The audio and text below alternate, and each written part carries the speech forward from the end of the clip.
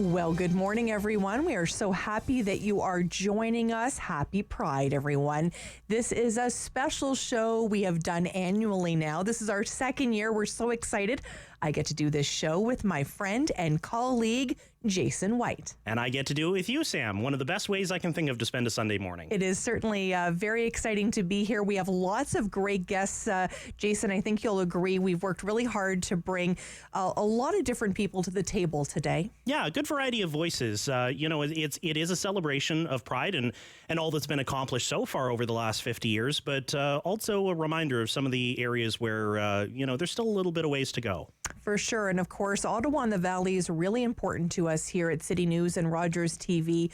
We're going to be speaking with Jennifer Crawford from Kemptville Pride a little bit later in the show. We're also going to be speaking with Eric Duncan, the MP for Stormont, Dundas, and South Glengarry. And I understand that you're going to be speaking to a couple of amazing people too. Absolutely. We're going to head to Arnprior in a little bit and talk about, they've got a rainbow crosswalk installed. It wasn't an easy journey. We're going to find out a little bit more about that. We're also going to talk about, the corporate involvement in Pride and the business side of things. So we're going to hear from a few different people coming up on the show. Well, let's get started with the one and only Jessie Reynolds. Hi, Jessie.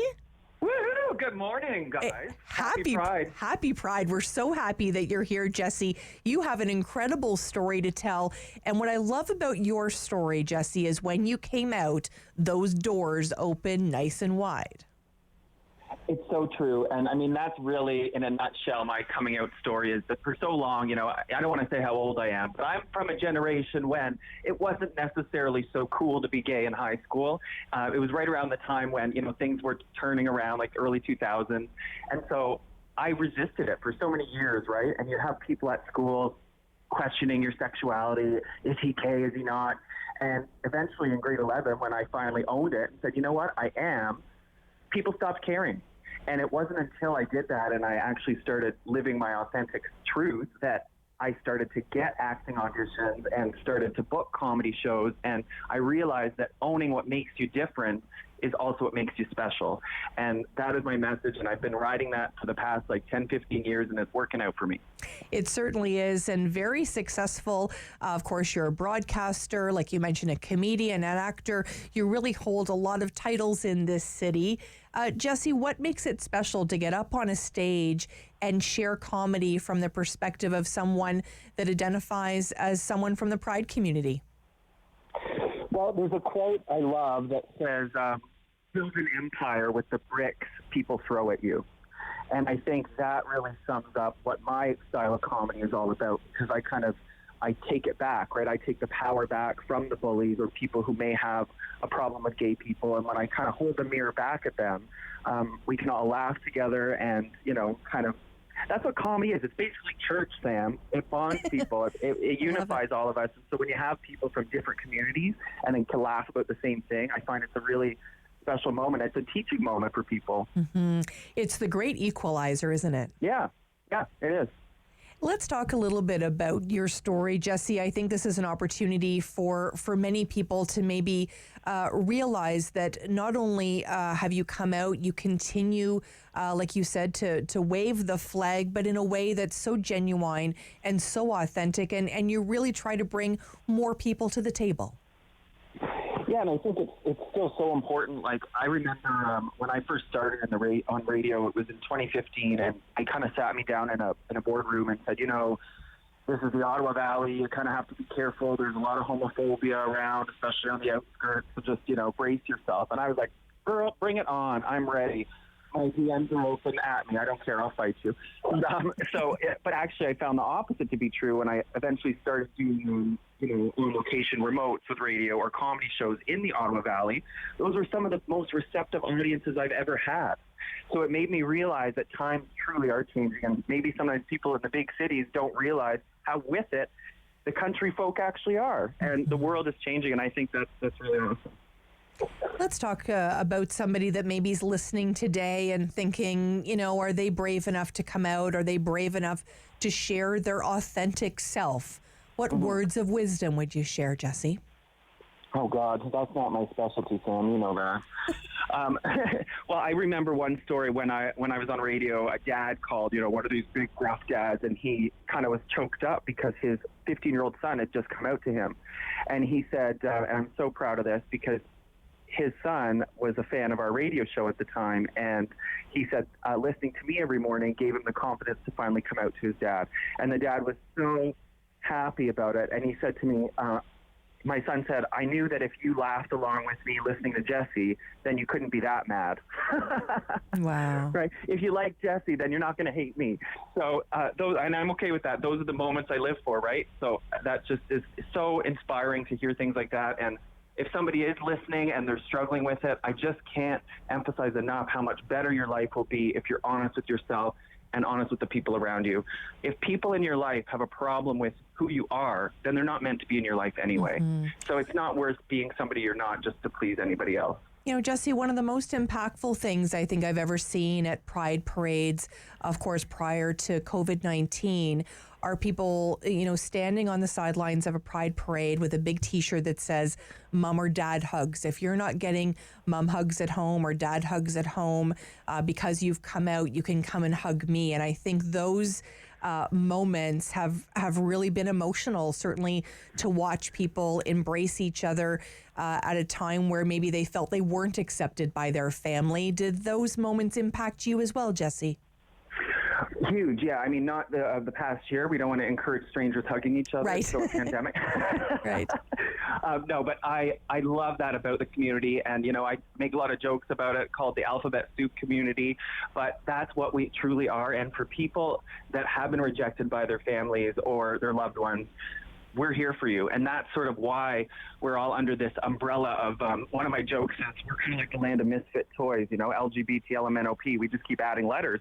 But it's truly about connection and community and being there for each other. And that's what it's all about. And that's what we want people to know, is that we will be there for you. And people that have lived through this understand your journey. And if you need someone to talk to, reach out. The Pride community is a community we've thought about a lot during COVID-19. Many people feeling isolated. We can sort of go on and on about that.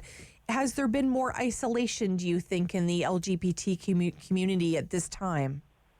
Oh gosh, I think for everybody there has, but especially I couldn't imagine if somebody was struggling with their sexuality or gender identity and felt sort of trapped at home, and now they can't even reach out to the queer community or come to support events and things like that. It would be incredibly difficult. I mean, we've all seen the news about drug use is through the roof right now. People are drinking. So it's just a tough time. It is definitely a challenging time for so many.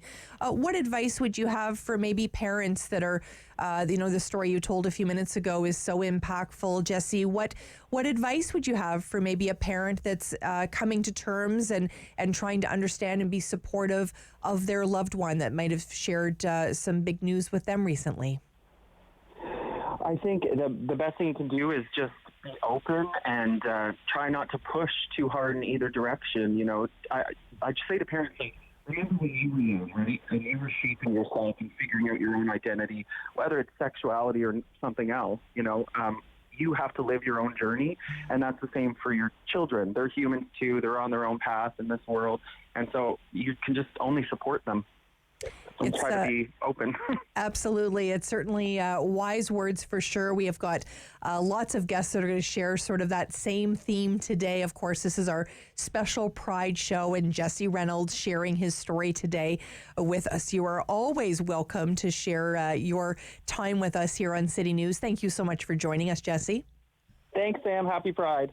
Happy Pride to you. And Jason, this is just another example of somebody in our community that's so open and just a joy to speak with. Well, and such a live wire. I mean, what a great way to start off the show. Just a jolt of energy to really kick us off on the right note in high gear here this morning. For sure. And we think about those businesses. I know you're going to speak a little bit later with Dale McDermott from the Chamber of Commerce, really focused on LGBT. I think this is a really important time to be talking about businesses as well. Absolutely. I mean, all businesses have taken a hit, or almost all businesses. So, it's interesting to me because you think, well, every town or downtown area, neighborhoods and bigger cities, they have their own chambers of commerce, but to have an LGBT chamber of commerce, what what's that all about? What is the purpose and who belongs to that? What does that look like? So we're going to talk about that in a few minutes. We certainly are. And we're also going to speak with the one and only Osmel Maines. He is the executive director of Capital Pride. Capital Pride, of course, kicking off today right through until August the 29th. This week is really important, but let's face it, Jason, this is something we have to think about every day, 365 days a year. Absolutely. I mean, it's important to have the celebration, but, Pride issues don't really go away, once Canada Day hits and Toronto Pride is over, or once the end of this week, this next week happens and Capital Pride ends. There really is work to be done all year round. And we're so proud, Jason White and I, to work for Rogers, of course, the parent company of this radio station, CityNews, so supportive of Pride, so supportive of all the initiatives that are happening, not only here in the capital, but of course, across Canada. So we're really happy to be with you today. We're going to be with you right straight through until noon today, sharing lots of great stories with you about Pride here in the capital. Once again, we're going to be heading into the Valley too. Stay with us here on City News.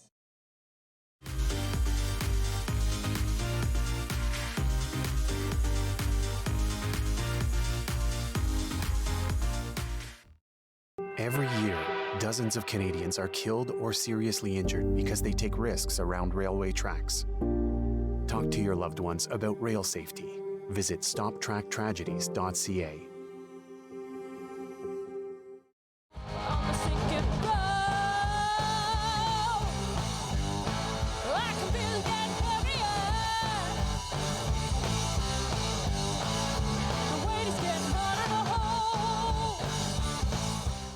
At St. John Ambulance, we're all about community. We teach life-saving skills and provide community support through our volunteer services. All St. John Ambulance product sales and training registrations support these important services. Volunteer, donate, or enroll in a program today so we can continue to have an impact on our community. Visit sja.ca to learn more. At St. John Ambulance, we do more than save lives, we change lives. Ani, I'm Carolyn King, and I'm a member of the Mississaugas of the Credit First Nation and the creator of the Moccasin Identifier.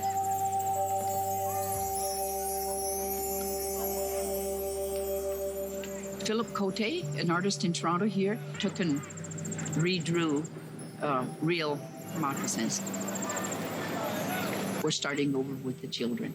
The idea is that they would research whose land their school is built on, near, or what treaty area they're in. And the educational kit that we have has all that information in there. And the children just, love it. My dream is that this province will be covered with moccasin identifiers within the next decade. And they will forever know whose land they're on. That's the goal.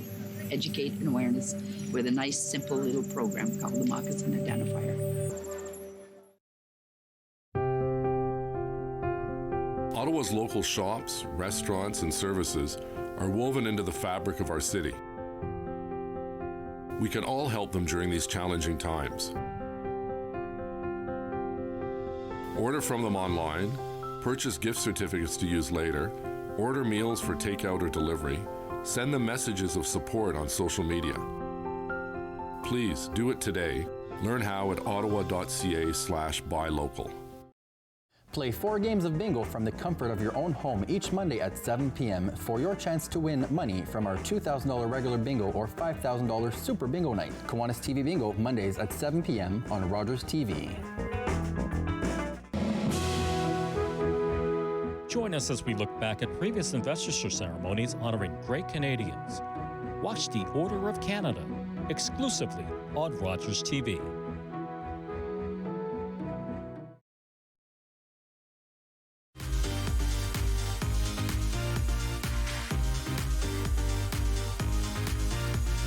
Happy Pride, everyone. We're so excited to be here with you, sharing everything about Pride. Of course, my co-host today, Jason White, and I are chatting about Pride and really engaging lots of incredible people. And you have a great guest coming up, Jason. Yeah, this is one that, one person I'm really intrigued about this concept and interested in talking about. And so joining us now on the line, Dale McDermott with the LGBT Chamber of Commerce. Good morning, Dale. Happy Pride. Good morning and happy Pride. How are you this morning? I am very well, thank you. Happy Sunday. Absolutely. So tell me a little bit about the LGBT Chamber of Commerce. Who can join this chamber, and what kinds of businesses? Are there any sort of parameters on eligibility? Sure. So, CGLCC, we are a national not-for-profit with a network of regional LGBT plus chambers of commerce and business organizations. The mandate of the organization is really to connect LGBT plus businesses with each other, with corporate and government partners, and it's all focused around creating Canadian and international business opportunities, overall driving economic prosperity for everyone. So, we foster economic growth by supporting and nurturing our members and our businesses, and helping them to connect with the wider business community. It's open to anyone. So any business that is, either LGBT plus owned, operated, and controlled, or even just businesses who want to support the overall cause of inclusivity in business, are more than welcome to join our chamber. It's important to note as well, first of all, LGBT plus business is actually big business. In research conducted by Deloitte in 2021, we know that there are actually over 100,000 LGBT plus businesses in Canada. And these are on main streets from coast to coast to coast across every sector and industry across Canada.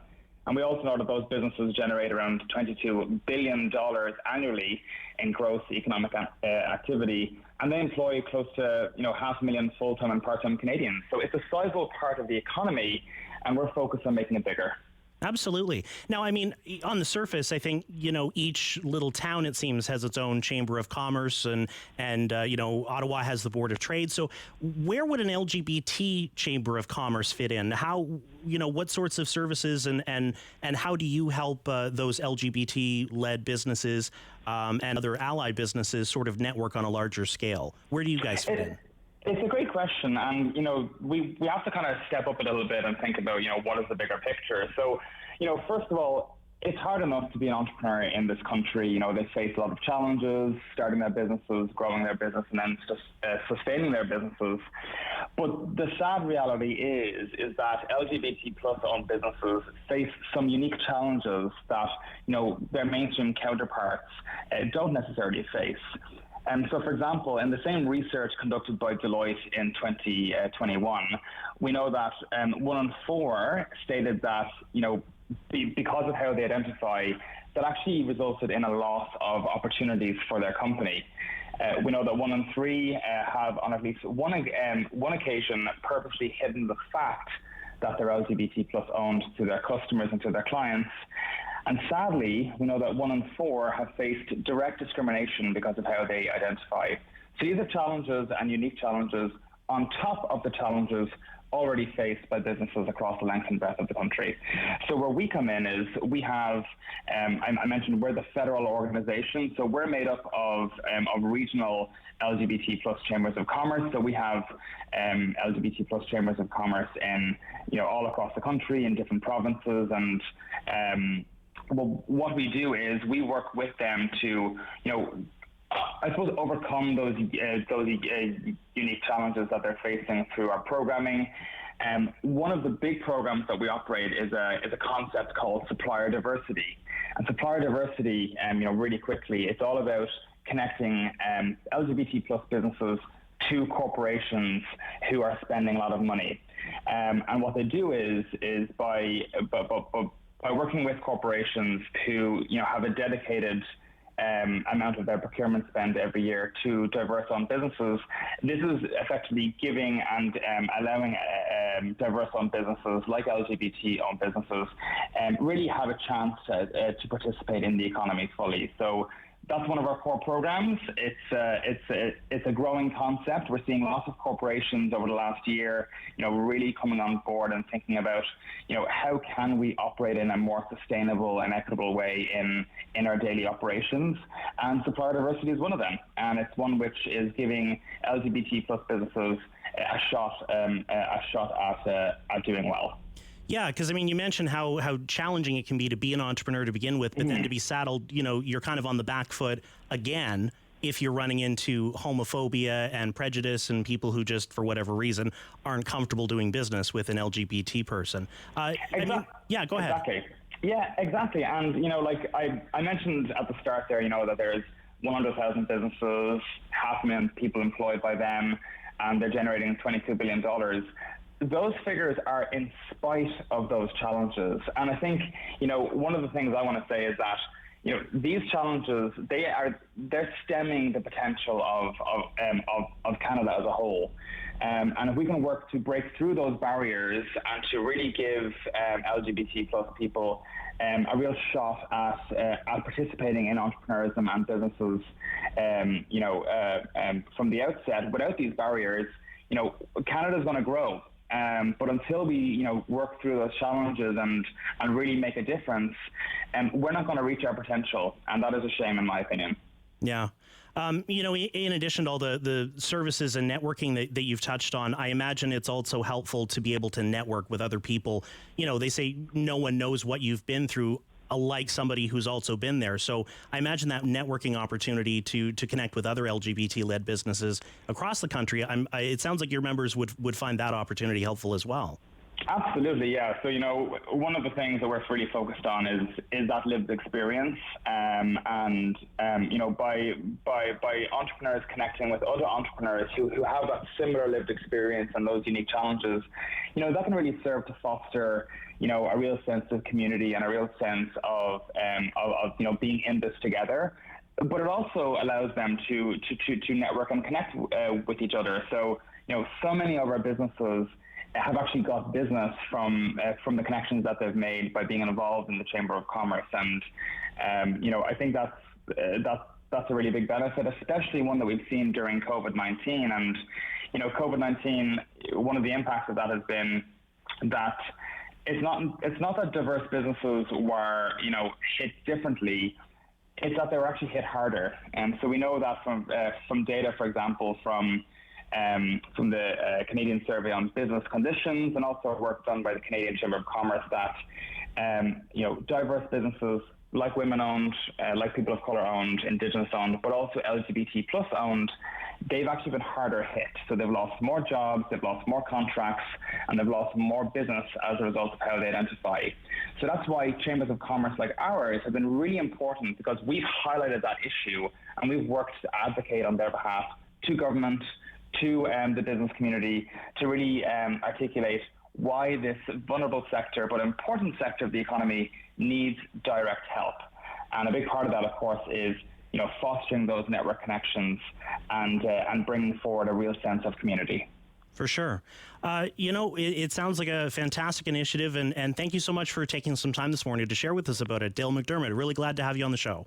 Thank you so much. And again, happy Pride. You too. Happy Pride. And, fantastic to hear about, the networking opportunities, Sam, for businesses, like you said, coast to coast to coast.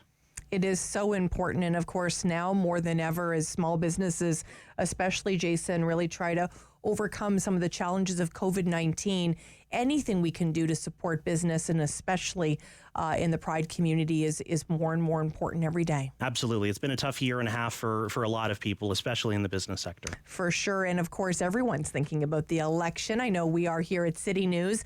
I'm sure Eric Duncan, MP from Stormont, Dundas, South Glengarry, is thinking about the election, but he's also thinking about the blood ban.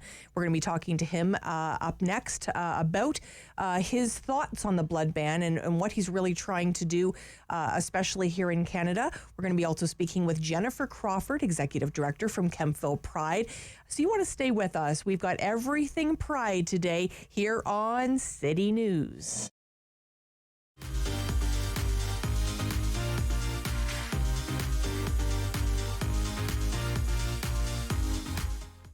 October 5th, 2014, my daughter was hit by a train.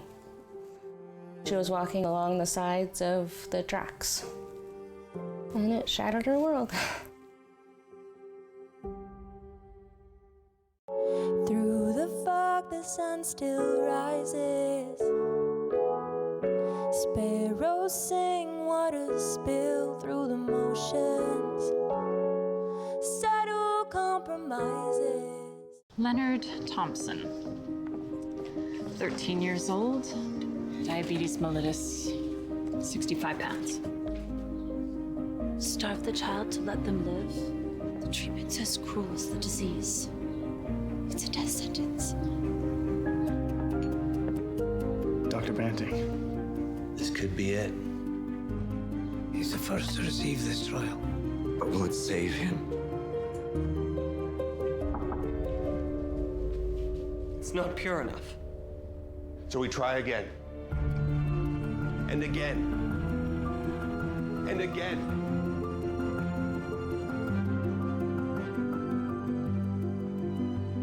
Before the discovery of insulin, diabetes was a death sentence. Banting, Best, Collip, and MacLeod's breakthrough has saved millions of lives. Leonard Thompson's was the first. Think it's okay to drive high? Think again. Drug-impaired driving is as illegal as drunk driving, and in Ontario, the penalties are the same. If police suspect you're driving under the influence of drugs of any kind, or a combination of drugs and alcohol, and you fail a roadside test, your license will be suspended immediately for up to 30 days. You'll pay a penalty of $198. And you can be charged with a criminal offense of impaired driving, the same as alcohol. Driving high is never okay. $20. Hi, I'm Maggie. Come into my kitchen. When you're using salt in a recipe, check for saltiness. Not all salts are equal. A fine grain salt is a lot more salty than a large grain salt because that takes longer to get into the food. Bum, bum, bum, bum, bum, bum, bum, bum. $20. $20. Hi, I'm Harriet Clooney. Come check out my show, Scrap Cooking, where I'm going to show you how to use the bits and bobs, the ends, the pieces of things that you might otherwise throw in the compost. I'm going to show you how to turn them into something delicious. Bum, bum, bum, bum, bum, bum, bum, bum. $20. $20. We're on the line for $20.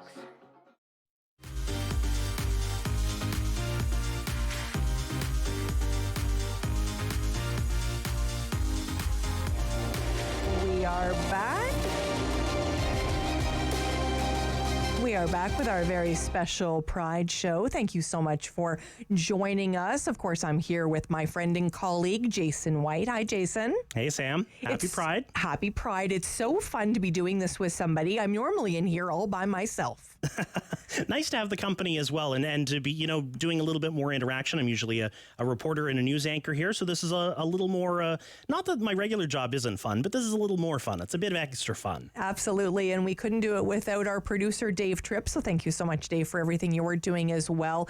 We've got lots of great guests coming up. We're going to be speaking a little bit later with Osmel Main's Executive Director for Capital Pride. We're also going to be speaking with Al Ramsey from TD Bank.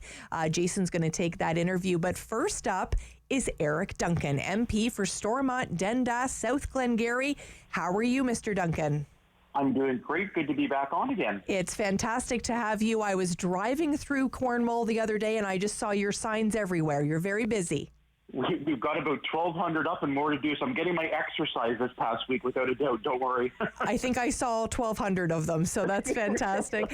Eric, we really wanted to have a discussion with you today. As you know, this is our special Pride show, an opportunity for us to really obviously share in Pride, but it isn't all roses and unicorns, as we know. It's been very challenging for many people in the gay community. Walk us through why the blood ban is so important to have top of mind for so many. Yes, well, first of all, happy Pride, and you are right. It is an opportunity both to acknowledge the progress we've made, and I think I'd say in my personal coming out story, in my own circumstance, I've been lucky to see the progress we've made over a very short period of time. But you are right. When it comes to the blood ban, there is work to do when it comes to Canadian Blood Services and HEMA Quebec. So this has been something among many issues I've tried to champion the past couple of years as a new MP, and we really are getting a lot of momentum here. More Canadians becoming aware, actually even aware that there is a discriminatory blood ban, that if you are a man who has sex with a man, you're discriminated by not being allowed to donate blood.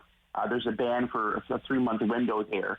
So what we've been doing over the course of the last year is raising awareness that this even still exists. Many are surprised, but also on the other hand, talking about what the solution is.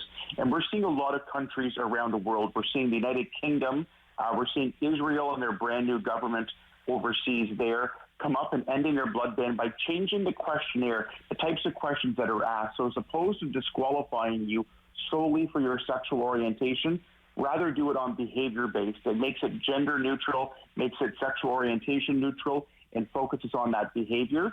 And it allows, for an example, a monogamous gay couple living in downtown Ottawa who safely want to donate blood to be able to do so. So we've been championing this the last year, and now that we're in election time, we're going to say the time for talk is over. We got an action plan, and part of that is to end the blood ban. It's such an important topic. As we know, Canadian Blood Services really struggles as well to find enough blood donors. So the timing seems really important. And once again, for Canadians that are looking for blood, it can be very, very challenging. As we know, especially through the pandemic, it has been challenging for those giving and those receiving blood. Absolutely. And I've actually, when COVID first hit, as an MP, was working with Canadian Blood Services, because one of the big challenges and the unknowns of everything was all these community and mobile clinics. So, for example, community centers, Lions Halls, Legion Halls had been closed down for public use, and we had to make sure, working together with local communities to get, mobile blood clinics back in small towns again, and even in cities, both small and large alike, to be able to get these clinics going. And yes, COVID has exacerbated where the need for blood, the challenge of being able to get donors is tougher than ever before. So this issue has been around. The solution's been around for a couple of years, but I believe, yes, with COVID now and the need and the constant call, we're saying, look, we can safely and reasonably change the rules. The Canadian Medical Association, the All Blood is Equal campaign, there's a wide variety of people that are calling for the Liberal government to keep their promise. They promised this for 6 years, and they say they're studying and looking at it. Well, these different groups are saying, well, there's no need to study it anymore. There's a solution before us. And to your point, why not now? Because the need for blood is higher than ever before, is more drastic than ever before. There are calls for it, and we can safely make this change. Eric, in your opinion, obviously using the words in terms of research and seeing if this is going to work for Canadians, 6 years seems to be a very long time. Why do you think the Liberal government's been dragging its feet on this one, Eric? Honestly, I see this as in the middle of an election. I don't get it, and I don't understand why, especially when we can look at the model of what others are doing around the world. And we're not talking about just opening the floodgates and saying, if you're a man, it's open to anybody. No, there still are other aspects on there about your risk, about multiple partners, and a wide variety of those other questions. Have you got a tattoo? Have you traveled here recently? All those other questions and those safety measures still exist. But we go back and say, look, if you're a gay man or a bi man that's in a relationship with one person and, in a monogamous, safe relationship, you should be allowed to donate blood just like a straight couple can. So I go back, and it is extremely frustrating.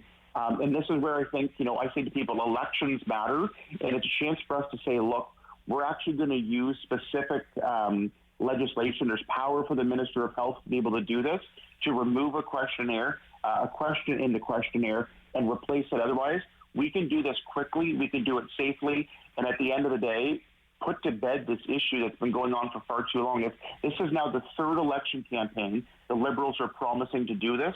We're saying if we have the honor of being elected this fall, we would very quickly, and we're explaining how we get rid of it once and for all. We know as a Conservative MP, obviously you're on the campaign trail. Have you had a discussion with Aaron O'Toole on this issue, Eric? Absolutely. Aaron's been a good friend for a few years that I've known him, and he is a very personal advocate for this. He had it in his leadership campaign platform when he was running for leader, and now it's in our national platform here in the general election. And I remember actually a personal moment. I was going to be asking the Prime Minister during Wednesday question period a question about the blood ban, and I had two questions. I remember Aaron saying to me, would you mind if I ask a second question? He's like, I want to be on the record I want to stand up and let people know that I'm an ally on this issue, that we have a solution, we can get this done. And so Aaron and I split the question. I did the first one, he did the second one. That meant so much to me. It was a small gesture, but we spoke several times about it. He knows the solution. He's an ally, and he wants to get this done. So I'm just excited at the prospects to be able to, if we had the honor, the opportunity, no more talk, no more feel-good statements, no more studying it, no more 7 years of looking at it. We have a solution. We have an idea. We can put it in place. And just to have the chance about it over the course of the next 20-some days, whatever we have left with the election left here, to get that message out, it's been really good. But Aaron's been wonderful, both personally and professionally on this, among other issues. It's certainly a very short election time. When you're going door knocking, is this something you're known for in your community? Is this something people are addressing at the doors?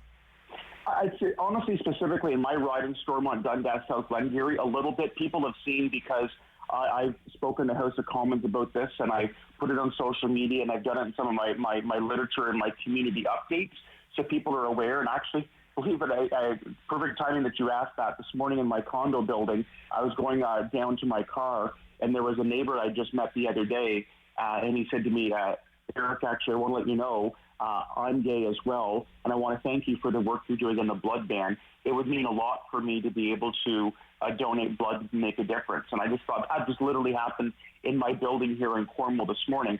But I think it pulls back to the bigger picture here, where, again, there are those that are personally involved, that are allies or have a connection to the issue, are raising it. A lot of people talk to me to say, wow, I didn't realize that this discrimination even existed in today's day and age. But I think it pulls back to a bigger picture of where I've said this about my time in public life, and I think you're seeing as a kind of a theme over the campaign. I know ourselves, both as Conservatives and even the NDP, are saying this from the other side, is that you could talk a good game, you can say the feel-good statements, but if you actually don't tangibly back it up by doing what you say you're going to do, by actually having a plan and doing it, it's not the same. So A, for announcement a lot of times when it comes to the government, and F, for follow-through. And this is a perfect example of where, just as we talked about, it explained that every single blood donation is screened for a wide variety of threats to the blood supply. We have a very safe blood supply in this country, and with our solution, we can continue to do that while ending discrimination, and we can do it right away. I think people are saying, yes, I'm tired of somebody that just talks a good game and actually doesn't follow through or doesn't know how to follow through. So there's been a contrast there in the bigger picture, and I say look no further than the blood ban issue itself here to see the difference between talking and acting. Eric, let me ask you this. Canadians, of course, are thinking about who they're going to put that check mark next to for the next election coming up on September the 20th. What other issues are facing the Pride community? What are you hearing from Canadians? Well, for an example, I think an important one right now, where I think a lot of times the Liberals are trying to use it as a wedge issue, on conversion therapy.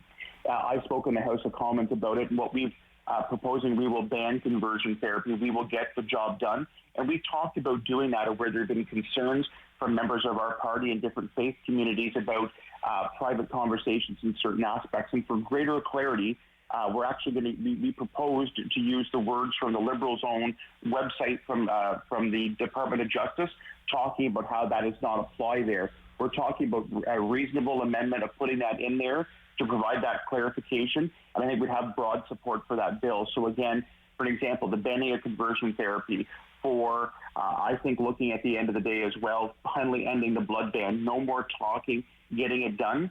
But I think people knowing that there's allies in the party that can stand up for these issues and be a voice.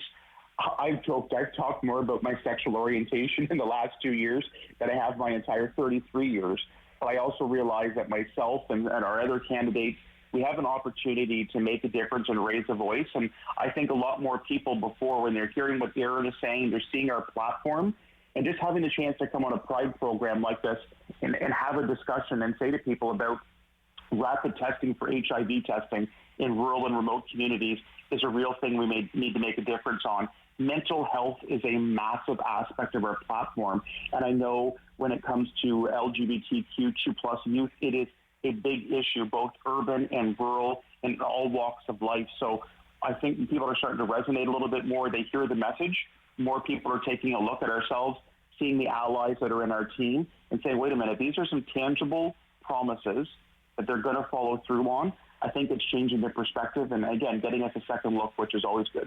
Amazing. Thank you so much, Eric. Great summary there for us. We will be watching this story very closely, the blood ban here in Canada. Eric Duncan, MP for Stormont, Dundas, South Glengarry. Of course, enjoy the campaign, my friend, and make sure you hydrate. It's hot out there. Water, water, water. That's the key for door knocking. Thanks for having me on, and have a great day. Excellent. Jason, this is such an important story. We're going to be following it very closely here on City News. Yeah, it'll be interesting to see how much of an election issue this becomes. And interesting to hear him and our last other couple of guests mention, people being surprised that the thing they're talking about is still an issue in 2021. For sure, yes, absolutely. Yes, it is. For sure, absolutely. When we come back, Jason White is going to speak with Kelly from The Lookout. Stay with us here on City News.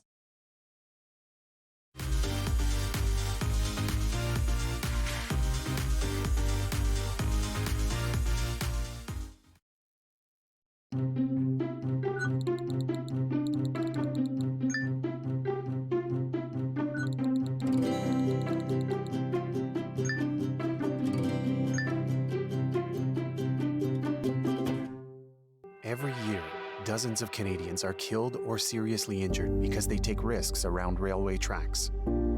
Talk to your loved ones about rail safety. Visit stoptracktragedies.ca. Your mouth can do a lot of amazing things.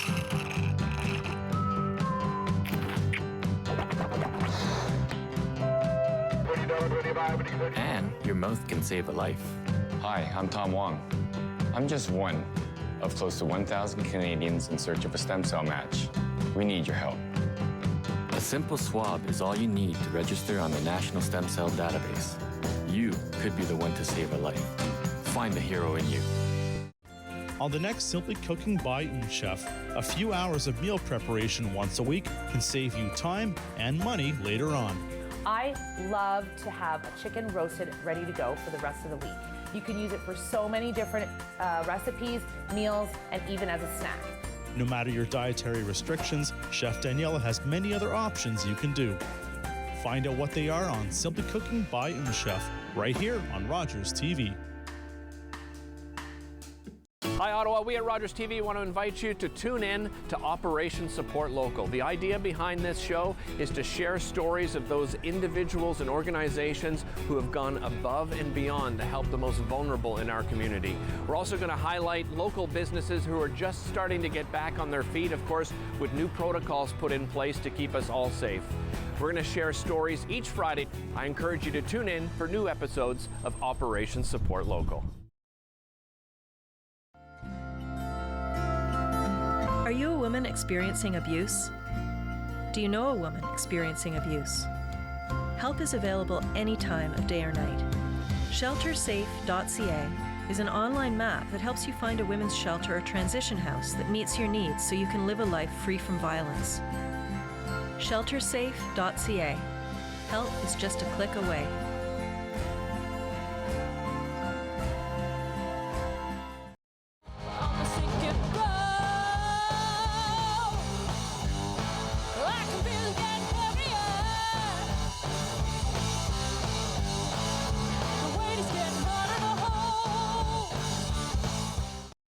Play 4 games of bingo from the comfort of your own home each Monday at 7 p.m. for your chance to win money from our $2,000 regular bingo or $5,000 super bingo night. Kiwanis TV Bingo, Mondays at 7 p.m. on Rogers TV.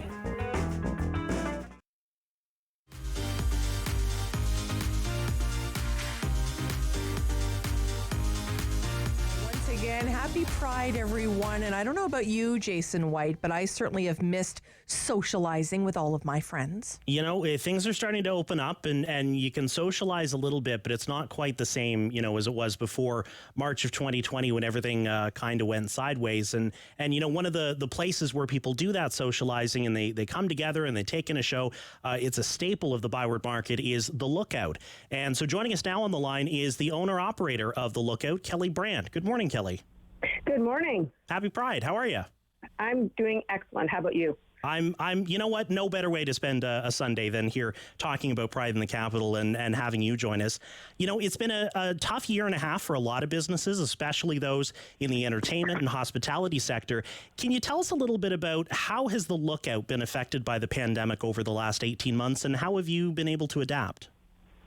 Well, it's been huge for us. I mean, we've gone from 200 people in a nightclub, dance bar, drag setting to sitting down outside 2 meters apart.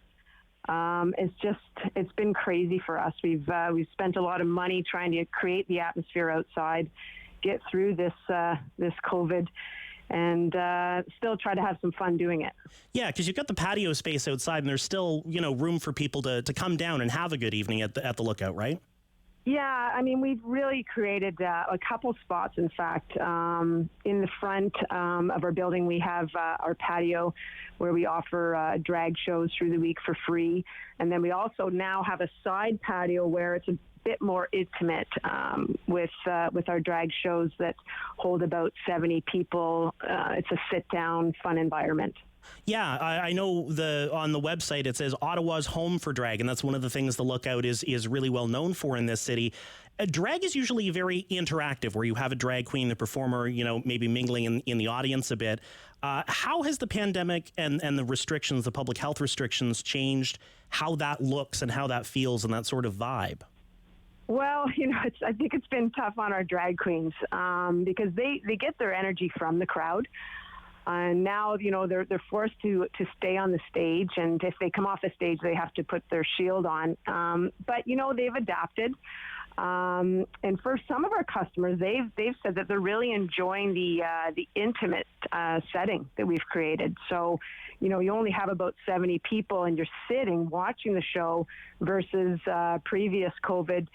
You know, we'd have 200 people kind of elbow to elbow watching the show. So I think that in some ways it's exposed, you know, people to kind of a different feel of a drag show. Yeah, I was going to say, you know, it sounds like you're kind of trading that maybe interactivity. Interesting to use the word intimacy with that smaller crowd. And I'm sure it's still a good show, just a different atmosphere, a different vibe.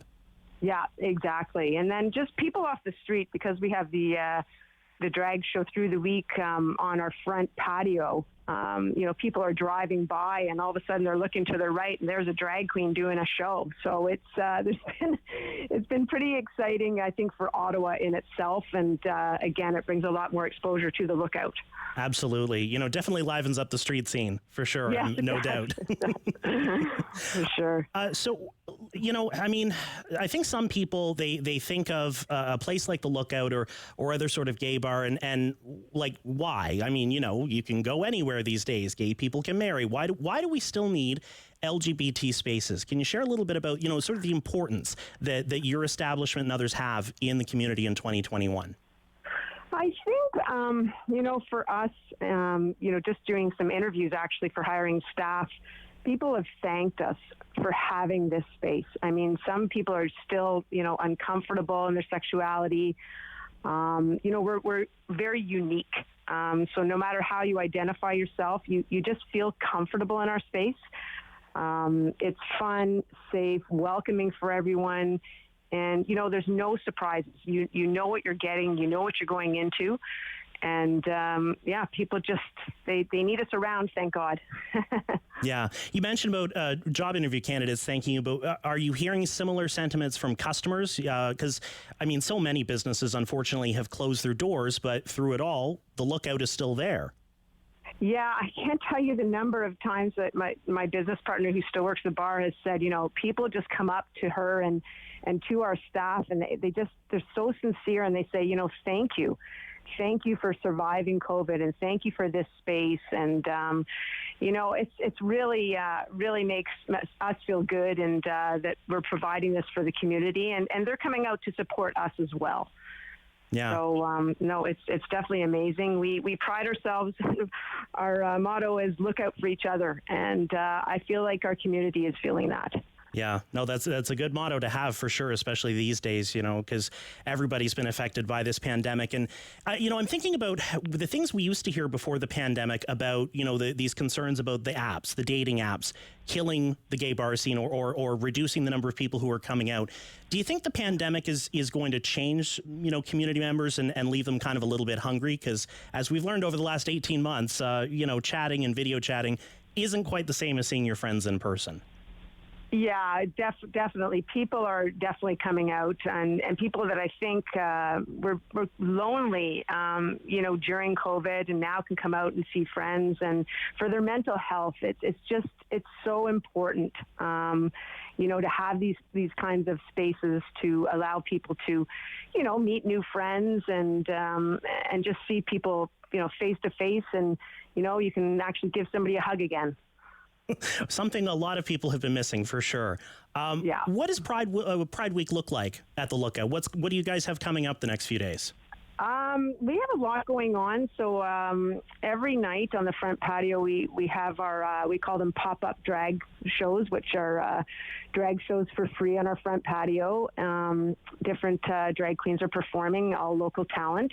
And then Wednesday is the Pride pageant, where we're actually crowning on this side patio, crowning the Pride pageant. And then what else do we have? Oh, and then on the weekend, we have drag every night, and starting Sunday at 4 o'clock. Awesome. It sounds like there might be a little bit fewer spaces these days because of pandemic restrictions, but there's still a place for people at the Lookout, Kelly. Absolutely. Absolutely. Thank you so much for making time for us this morning. We really appreciate chatting with you. Thank you so much. Have a great day. Happy Pride. Happy Pride. Bye-bye. Yeah, fantastic to hear about, you know, people making it work and getting creative, Sam. You know, in these times, you adapt because you have to, right? Well, absolutely. And I think we have plans this week now. Yeah, I know where I'm going to be at least one point this week. I'm on the afternoon show. I can go out in the evenings as opposed to when I work early mornings. I can't go out and take in a drag show. So, you know, things are happening. It's incredible. And they're just such talented performers. And it really is something that I've missed for sure, especially, I don't know if you've ever done drag bingo. That's a lot of fun, too. That is a hoot. Yes, there are a couple of drag queens that used to do a fairly regular drag bingo here in Ottawa. And it's, you know, the energy in the room and the positivity and it's just a good time. I mean, there's all kinds of live entertainment that we're missing these days, you know, and that has come back and maybe in some form, but it's been changed because of pandemic restrictions like the drag performances at the Lookout. But I mean, it's hard to have a bad time when you're hanging out with drag queens. It absolutely is, for sure. And I've often thought about, because I grew up in a small town. I grew up in Deep River, and I often think about people from the Pride community growing up in small towns. And I think the next hour, we're going to really talk about that. We're going to go to, obviously, the town of Kemptville. I'm going to interview Jennifer Crawford, the executive director from Kemptville Pride, and you're heading to Arnprior. Heading to Arnprior to talk about the journey, getting a Pride crosswalk installed. It's, you know, we're seeing these more in a lot of these small towns and, you know, not just in the Ottawa Valley, but lots of other places deciding that this is a way that they want to show support for their LGBTQ plus community. And so we're going to find out a little bit more about how that came to be, not the cakewalk that, you know, one might think or expect that it was, but we're going to hear all about that coming up a little later on the show. Sounds fantastic. And now I feel like cake, so that's great. And I noticed the other day we were in Pakenham and we were obviously getting some ice cream there.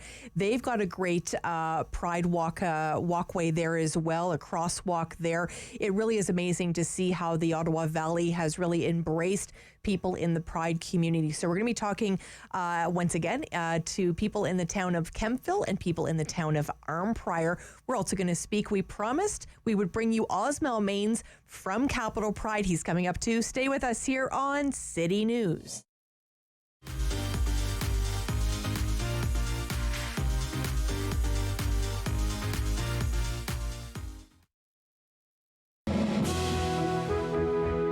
Join us as we look back at previous investiture ceremonies honoring great Canadians. Watch the Order of Canada exclusively on Rogers TV. October 5th, 2014, my daughter was hit by a train. She was walking along the sides of the tracks, and it shattered her world. I'm Mallory, and I was walking home one night when an impaired driver hit me. He had been overserved in 2 bars before getting behind the wheel. If the servers would have called him a cab instead of serving him more alcohol, my life would be the same as what it used to be. I think servers play the biggest role in keeping us safe because it's up to them what state the person's in when they leave. Refusing service isn't personal, it's the law.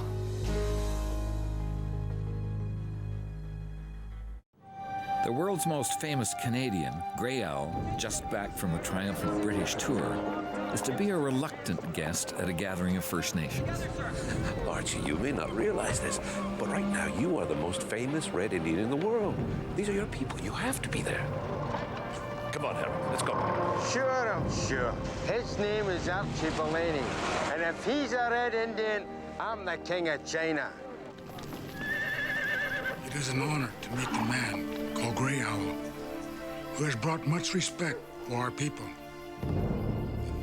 Imposter, rascal, dreamer, and yet the Englishman who called himself Grey Owl awoke the whole world to our vanishing wilderness.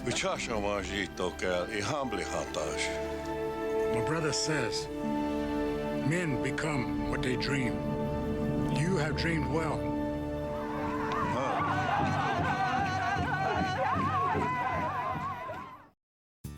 Don't let limited mobility affect your lifestyle. I want you to push one arm forward. Whether it's from surgery, an injury, or just time itself, when we move, we can improve our lifestyle. Join Anita Finley each week for a series of workouts that you can do in the comfort of your own home. All you need is a sturdy chair. This is not about you sitting to watch me. This is about you sitting and joining me. Tune in to Move and Improve right here on Rogers TV. Through the fog, the sun still rises. Sparrows sing, waters spill through the motions. Subtle compromises.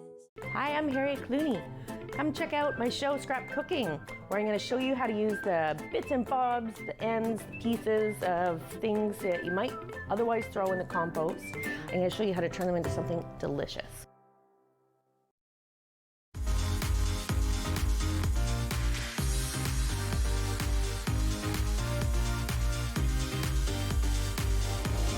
Well, we've said it before, we'll say it again and again. Happy Pride, everyone. I am hosting this show today with the one and only Jason White, my friend and colleague.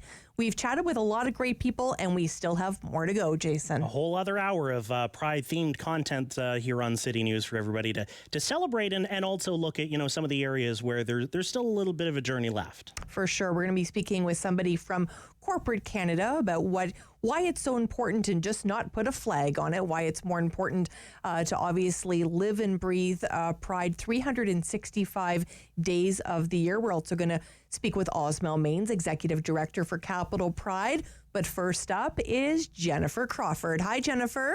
Hi, Sam. How's it going? It's great. Jennifer Crawford, Executive Director for Kemptville Pride.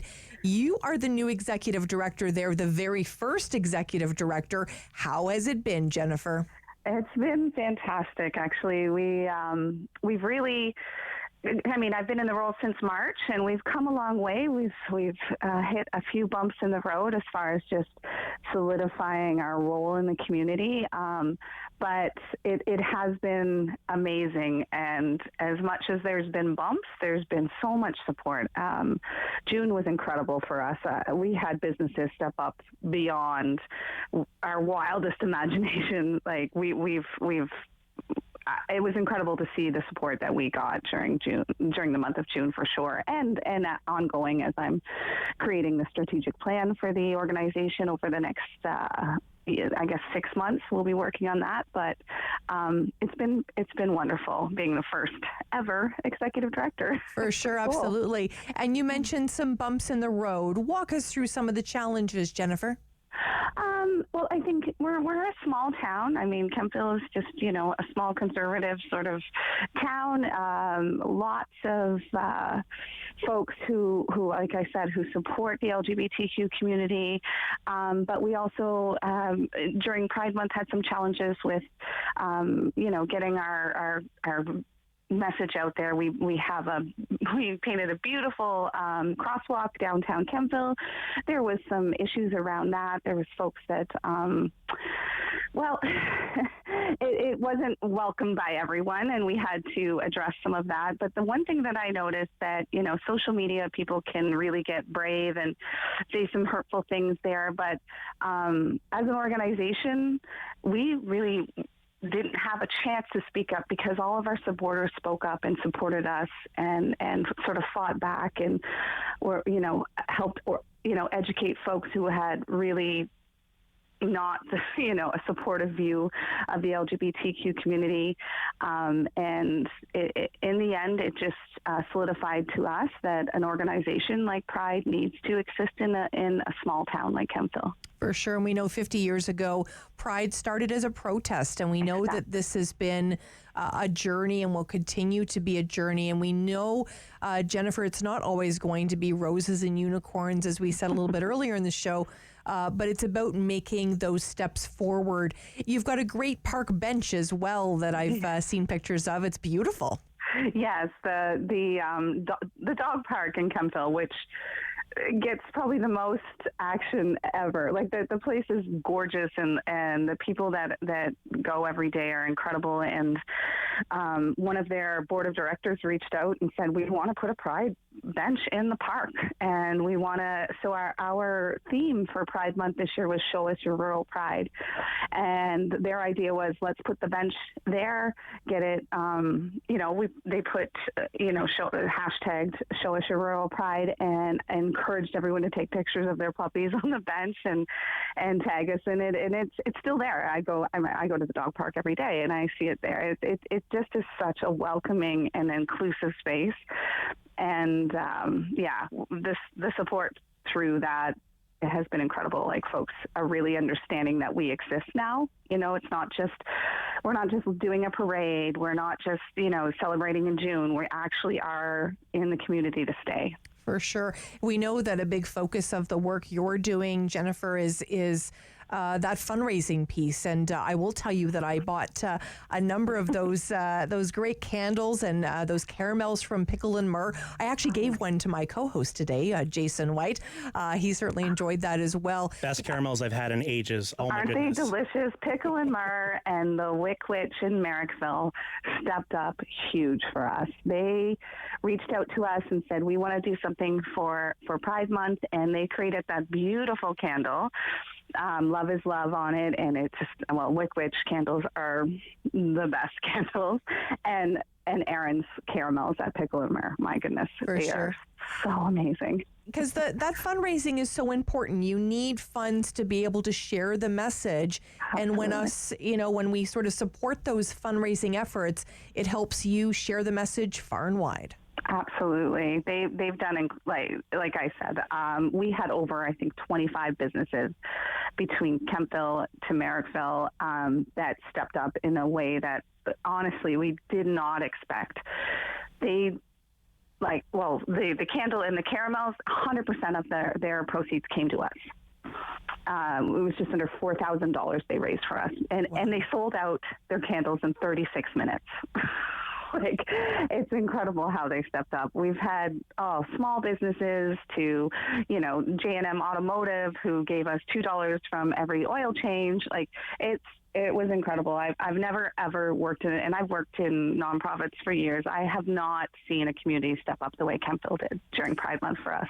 And of course, your volunteer board of directors is such an important piece of this as well. This started as a volunteer organization, but those volunteers remain essential. Oh, my goodness, yes. Kempville Pride started literally with a call on Facebook by Holly Brown saying we should do a Pride Parade.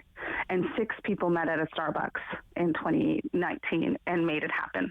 And it was a huge success. And then, of course, COVID hits and it kind of slows down a bit, but it gave the board a chance to focus on sustainability. And they applied for funding through WAGE. So our whole organization is funded through Women and Gender Equality Canada. And they received a big chunk of funding from them and were able to hire me as their executive director. And my goal now is to craft a plan, a strategic plan to ensure that we are able to keep moving forward for the next number of years. Maybe someone's listening right now, Jen, and they're in a small town and they're thinking, oh, we want to do this, but it feels too hard. What would you say to them? I would say that it's not easy. It really isn't. You really need to have yourself surrounded by like-minded people. I was so fortunate I am so fortunate as an executive director to be surrounded by a board of directors that is so passionate about making this happen. The thing is, in a small town like Kemptville or any other small town in Ontario, this is a need. We are currently, as a board of directors and executive director, working with a youth in the community that's 18 years old and he's transitioning and having a really difficult time at home. We are the only people that he's reaching out to, and he needs our support. He's in that sort of gap where, he doesn't fit in, as a youth. He's 18, so CAS isn't involved, parents aren't supportive, but he has nowhere to go, and he's turning to us. And when you think about, it's hard. Yes, it's hard to build an organization. It's hard to get your money in the bank and funding in place, but it's harder to be alone. And feel alone in your community and not support it. So that's kind of what keeps us going. We're able to support this youth in ways that, wouldn't be in place if we weren't around. And that's all we need to know to keep moving forward. Well, that is absolutely beautifully said. Jennifer Crawford, Executive Director for Kemptville Pride. Thanks for sharing that. And I'm sure you've inspired other small towns to take on Pride as well. Oh, thanks so much, Sam. It's always a pleasure. And, when I hear those stories, Jason, it just seems like every small town needs an outlet like Pride. Absolutely. And hearing about those youth that are coming to terms with and trying to figure out, how do I navigate this, even though their family's not supportive. I mean, that's all of this stuff. That's one of the reasons why you do it, to be there for the next person coming along and to reach out that helping hand. And I think that's what this show's all about, Jason. I think when we get all excited when we get the nod from our team here at Rogers, and of course everybody's been so supportive of the show today. But I just hope that one person, after they hear this show today, either starts a Pride initiative or maybe has the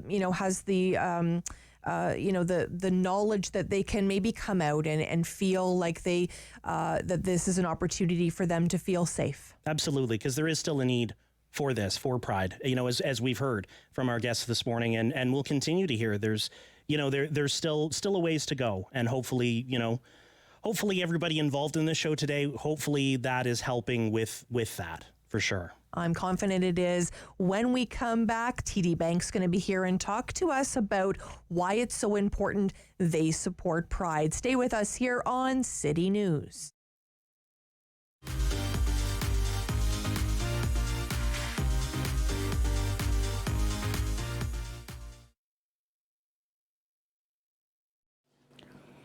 Bum, bum, bum, bum, bum, bum, bum, bum. 20 bucks. 20 bucks. We're on the line for 20 bucks.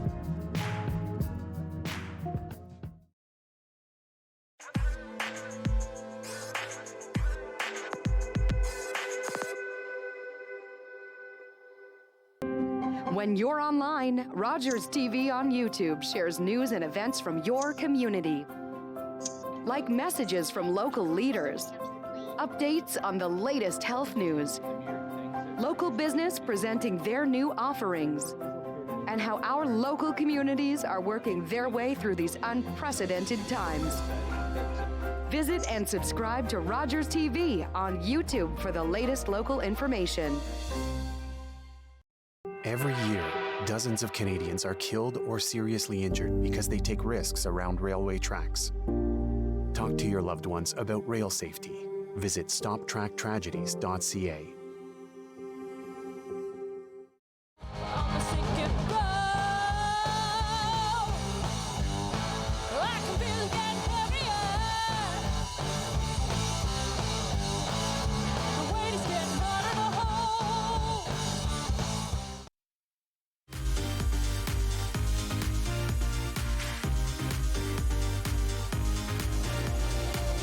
Thank you so much for joining us today, and thank you so much to my co-host Jason White for celebrating Pride with me today. We know so many businesses, Jason, are supportive of Pride, some more than others, because we want to make sure it's 365 days of the year. Absolutely. You know, it's more than just a week or a month, as you say, for Pride for a lot of people. And one of the biggest, one of the companies that seems to have the largest involvement or one of the largest involvements in Pride is, of course, TD Bank. You know, when you're at the parade, you know, back in the before times when that was still a thing, there'd be the rainbow TD logos everywhere and the fans and headbands being handed out. So we wanted to speak with TD Bank and talk a little bit about their involvement and what's behind that. So joining us now on the line is Al Ramsey, who's with TD Bank, and he joins us now. Good morning. Happy Pride, Al. Happy Pride. Good morning. Thanks for having me. Glad to have you along. Thanks for making time for us. So TD Bank's one of the sponsors of Capital Pride. Tell me a little bit about the bank's involvement with Pride. Thank you, Jason. First of all, we're excited to be the presenting sponsor with Capital Pride for now 9 years and counting. And overall, you know, we think about diversity and inclusion as not only the right thing to do at TD Bank, we should be doing that, but it also makes good business sense. It's about us supporting our customers, our colleagues, and our community at large. And we support over 80 Pride festivals from across North America. And this is, I make joke, this is like my 10th stop on my virtual Pride tour this year. And it is all about Capital Pride today. So we're excited to support this amazing organization, but also giving back to our communities, right? And I think now more than ever, I believe because of this pandemic, I think we have to reaffirm our commitment to the LGBTQ2+ communities. We have heard how this pandemic has disproportionately affected our community. So this is, Osmel, the executive director, and his team. I just applaud them and all the volunteers of the great work they're doing, because we're hearing about social isolation within our community right now. We're hearing about youth homelessness. All of these initiatives, all of these issues within our communities, I think now's the time more than ever for TD to stand tall in supporting our communities across the country. Yeah, you touched on the business part, but also the right thing to do. And I think some people do have that cynical reaction, like, well, of course they're sponsoring because they realize, LGBT people have money. But, why is it the right thing to do? Why is it that TD Bank feels so strongly that this is a segment of the population that is worth putting, maybe a little bit of added focus on? Yeah. And you know what? We've been at this, for example, first major bank back in 2005. That sponsor a major Pride festival right here in Canada, when a lot of organizations, I would say, would not touch Pride right now with a 10-foot pole. And look around Ottawa, look around Toronto, Montreal, Vancouver, whenever it's Pride. There's so many organizations now at the table, which is very, very important. And it'd be very disingenuous of TD to say that, we do not have a customer base that's reflective of our communities, including LGBTQ2+. So it is the right thing to do. Our colleagues, for example, it is the right thing to do for our 90+ employees across North America. So they have a safe space within the TD Bank, but also in the communities, we empower them to be advocates of who they are. And this year, I'm so proud, for example, this year in the Capital Pride region, that we have now launched this program called Pride is a personal campaign. And what we're doing and asking our colleagues is for them to tell us what they believe, which LGBTQ2 plus causes that we, TD Bank, should do more and support. And we are hearing back from our employees that this is the right thing to do because it's supporting our community at large. Yeah, so rather than corporate saying to the employees, okay, this is what we're going to do, this is who we're going to support, so it sounds like sort of fanning out a grassroots campaign. Okay, you guys tell us what we should do and how we can best be an ally. That's always been the impetus of how we set up our program at TD across all different diversity areas. I'm also a Black man, so I'm a part of the Black Employee Network. We listen to our colleague, and we have this platform at TD, or this strategy. It's threefold. It's colleague, our customers, and our community. And we work very closely with all three major stakeholders of how we look at it, because we really look at diversity and inclusion. As I mentioned, it's not only the right thing to do, this is part of our DNA, and we also believe that this is a competitive advantage in the workplace, right, and also in our community. So absolutely, our colleagues are always an integral part of the success of our Pride initiatives across the country. Yeah.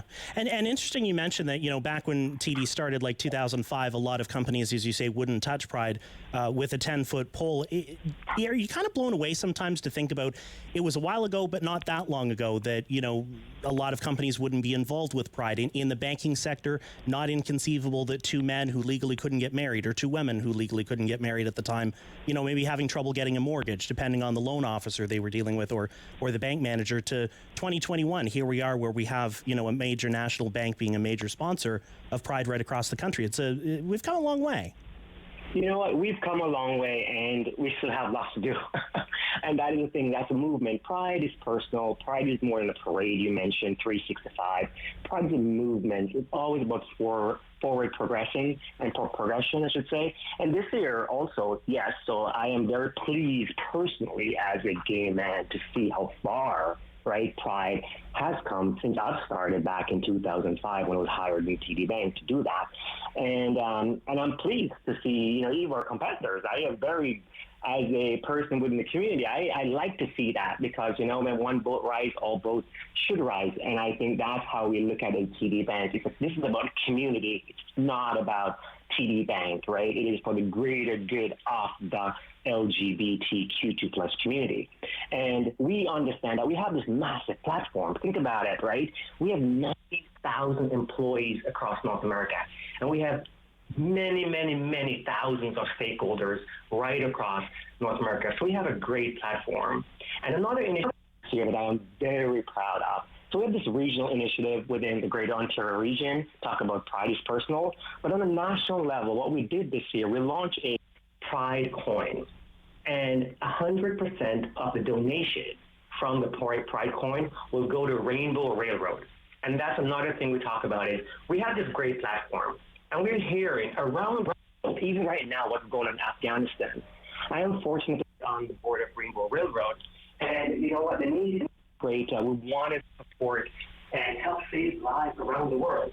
And this is what it's all about, right? How do we each individually, including corporations like TD Bank, use our platform for greater good? And I'm so pleased with that campaign right now. Getting a lot of buzz. We've started a campaign off in Pride Toronto, and it's going right across the country until the end of Pride in Calgary. So very excited about that too. Yeah, and a fantastic cause. I mean, I'm familiar with Rainbow Railroad, but maybe you could give us the Coles and Oates version about what that group is and the network and who they help. Sorry, I cut out a little bit. Can you repeat that question?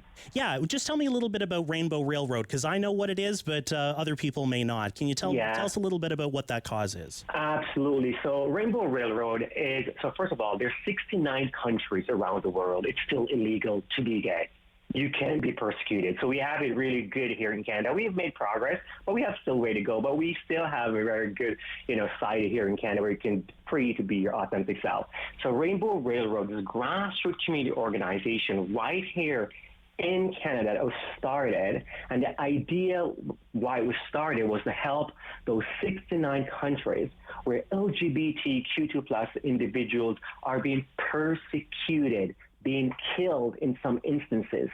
and we're hearing from them. My heart breaks when I sit at those board meetings and we see the reports, from the UN, etc., where this pandemic has exacerbated why they're shining the light on LGBT folks around the world and being persecuted.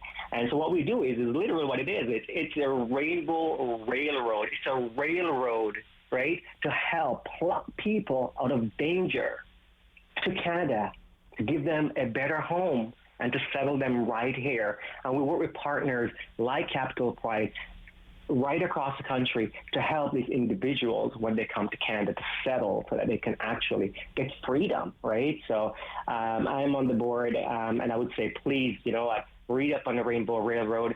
It is a fantastic organization doing great work, and the need is now more than ever. Absolutely. Al Ramsey, thanks so much for taking time to chat with us this morning. Really glad to have you on. Thanks for having me. All the best. Al Ramsey, Associate Vice President with TD Bank Salmon, and some really important work being done there, with Rainbow Railroad and helping those refugees resettle someplace a little bit safer. Absolutely. Definitely needed. And as promised, Osmel Maines is coming up, Executive Director of Capital Pride. Stay with us here on City News.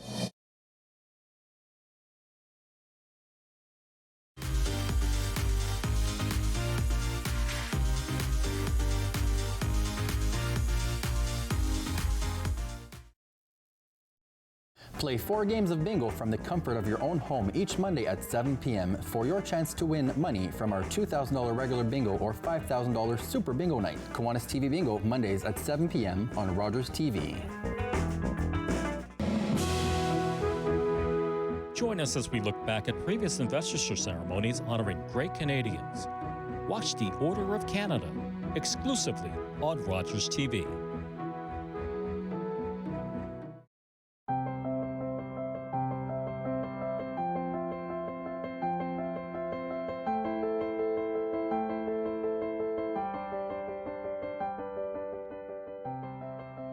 Our son is one. My father was one. I am one. Are you one?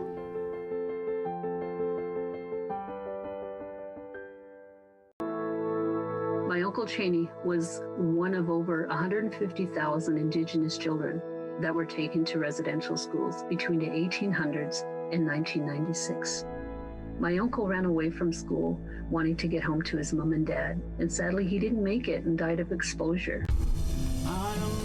When Gord Downey found out about my late Uncle Cheney's story, he wrote Secret Path, a series of poems that became an album, then a graphic novel, a documentary, and a concert.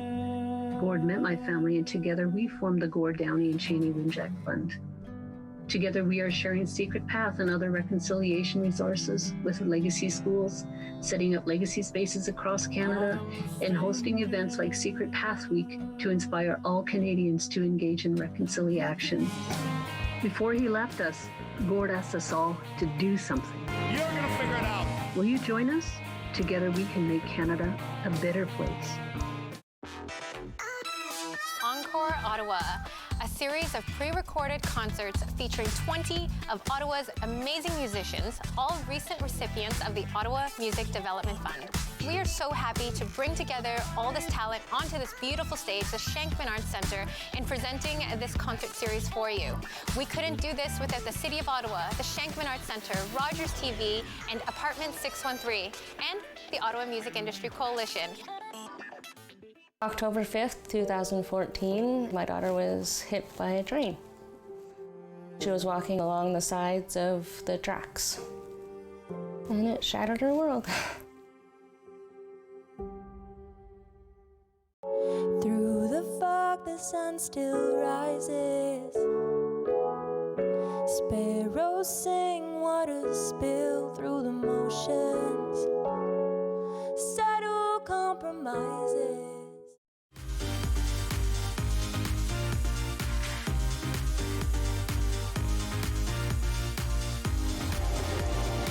Well, it is one of our favorite weeks here in Ottawa. It is Capital Pride, and Jason White and I get together every single year and do this show. Well, at least 2 years running, Jason. You know, I can't see them not making this an annual tradition. I mean, it's certainly enough fun for us. It certainly is. And thank heavens for Dave Tripp keeping us on schedule and on time. Our producer, thanks so much, Dave, for everything you're doing.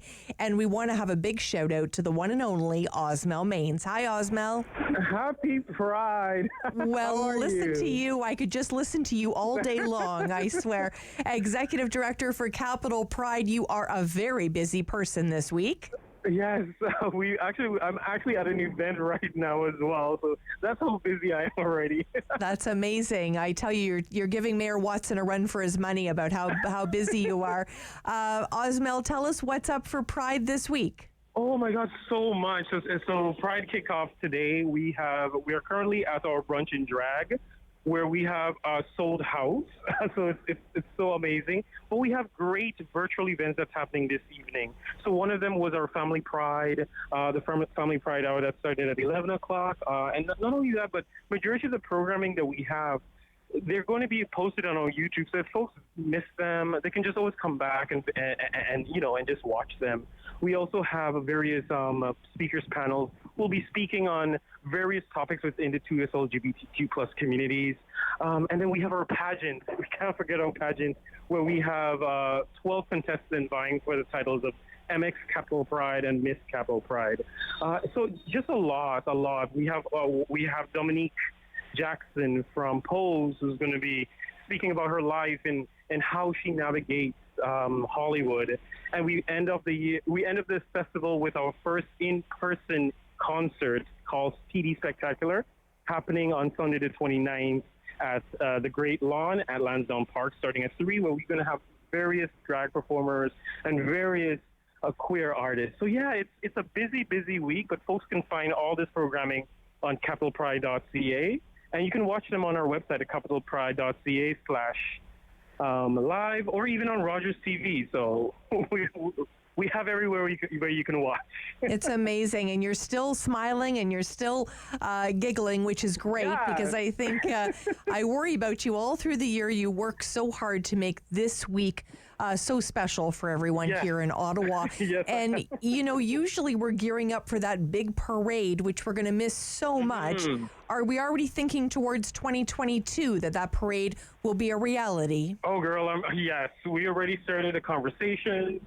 We're ready to take over the streets. We're ready to dance. We're just ready to celebrate Pride 2022. And so many people, Osmel, will say, this Pride has been going on for 50 years and it's an uphill battle still. We have another, let's say, in the next decade. What are you hoping to accomplish in the next decade in terms of Pride? Oh, definitely. So like the We Demand protest, we're celebrating the 50th anniversary of the We Demand protest, where folks who are from my community, the 2S LGBTQ plus community, were able to go to Parliament Hill and demand that they see us as people, demand that the nation of Canada see us as people who are living our truth. And we continue doing that by just showing up and by living our truth and just being there for each other. I love to say in a queer community, sometimes some of us don't have family, but we are able to choose our families. And choosing our families are folks who are like-minded like us, or who living their truth like us. And that what makes Pride so special. And so in many cases, just celebrating that and ensuring that we are continuing to say, we're here, we're queer, and we're proud of just living ourselves and living our truth. It's amazing because I think authenticity is everything, especially as we, work through this pandemic. So many of us have had those internal conversations with ourselves of who we really want to be. Are you hearing stories, Osmel, from people that have taken this time and they really want to come out now? They want to really live those authentic lives we dream of. Oh, yes. We hear this on a regular, not only during Pride Week, but just like on a regular, I get phone calls where folks are saying, this programming that Capital Pride has provided actually touched me, and or they would ask questions like, I've been in a relationship, a heterosexual relationship, and I don't know how to navigate that. And so the thing that we like to say is that there's a lot of way how folks can navigate this. We have a lot of 2S LGBTQ organizations out there, like Kind Space, or places where businesses need training in terms of what of how to navigate the 2S LGBTQ spectrum, such as training organizations such as Wisdom to Action or even the CCGSD. And so in many cases, we provide resources where folks who need to find themselves can navigate through and can have those resources. I like to say to some folks, it's like, coming out should be your first way of thinking, okay, well, am I ready? You don't need to come out now if this is not your time.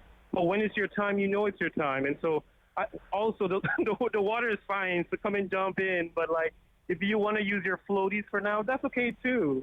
So yeah. I love that so much. You're so positive. Are there any fears you have as you're the executive director of Capital Pride? Do you ever have moments where you have any fear regarding the work that you do, Osmel? The fear that I have is not able to represent my community to its fullest, to the way or the fullest intentions that I want. And that's my biggest fear. I like to make sure that I'm very inclusive, and that I'm very focused on how to tell the stories from various folks within our communities.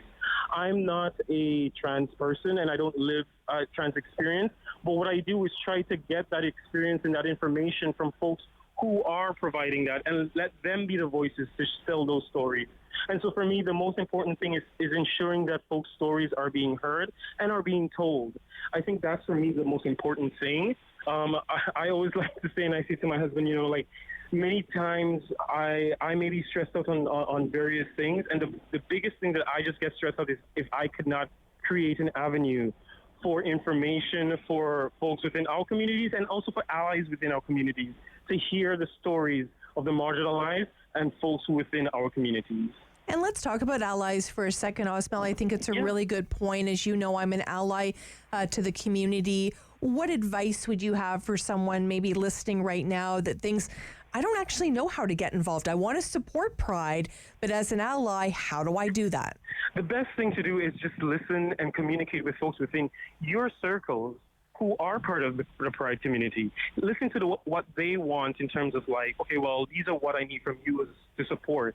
In many cases, a lot of allies think that they should just go out there and just be like, I'm an ally and I'm here and I'm doing this.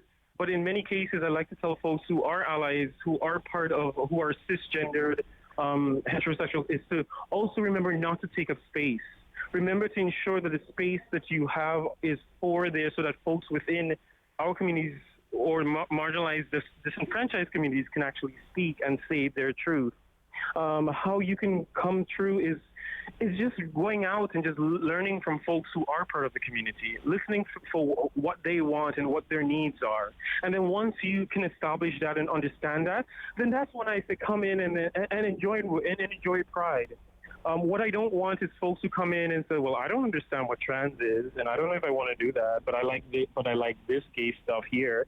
No, I want to, when folks come and want to be an ally, you come to represent and support each and every person within our community.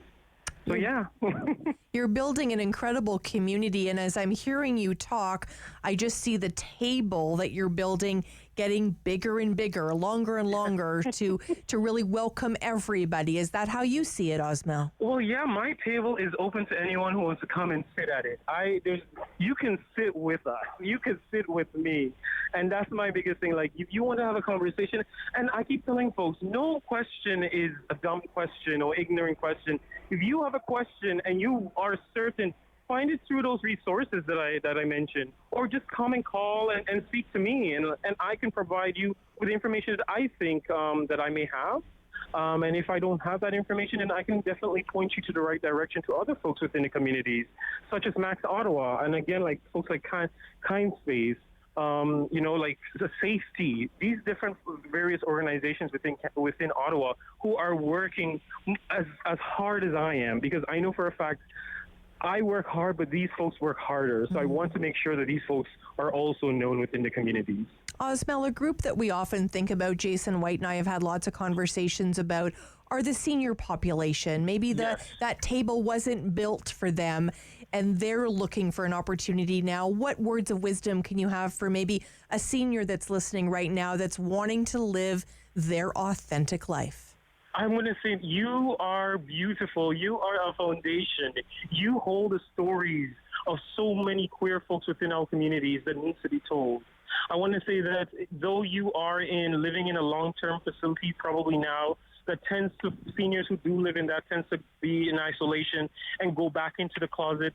But I want to say, remember that we are still here. You can access us and we can provide that safe haven for you so that you can continue living your life. I know it may be hard, especially when you're thinking, oh, I'm just too old right now. I'm so much of an elder right now that I don't think it makes sense to come out. As I said before, there's no barrier, there's no line when you should be coming out or when you shouldn't be coming out. You can come out at 90, you can come out at 100, as long as you come out and live your life to the fullest, or you are safe and you're safe with us here at Capital Pride. So I want to make sure that you come out. There's queer organizations like the Ottawa Seniors Gay Network. There's different areas where you can actually navigate and be a part of a community that caters to you as well. Are you feeling the virtual hug that I'm giving you right now? I am. I just adore you so much. And you made me a promise a couple of years ago, and I'm hoping we keep it, that when we can do that parade, you and I are going to dance together. We are going to dance together, yes. And we're going to invite Jason White to the table, absolutely. Yes, he can dance with us. Osmel Maines, Executive Director of Capital Pride. I know how busy you are. I'm going to let you go, but we're going to keep tabs on you all week, my friend. All right. Thank you so much, and take care, and happy Pride. Happy Pride. And Jason, honestly, I just feel like, Osmel's he's not, but he feels like he's in the room with us. He really does, and a couple of really great points about, if you're not out yet, there's no wrong way to come out, and you come out in your own time, in your own way, and the importance of listening too, because I think that's one of the hardest things for us to do as humans, to actually listen, not just wait for the other person to stop talking so that I can say this thing I've got in my head, but to actually listen with an open mind and an open heart and be open to a new perspective on things. Really important. Absolutely important. And there's just so many great activities, but I think the sense of pride here in the capital is one that we're all so proud to be a part of here at Rogers, of course, but each and every one of us, especially now that it's virtual, can participate in all of those great activities. We promised you that we were heading to Arnprior, and we are getting ready to take that virtual road trip. We're going to be speaking with Sophie Smith-Dore about her challenges in Arnprior regarding Pride. Stay with us here on City News.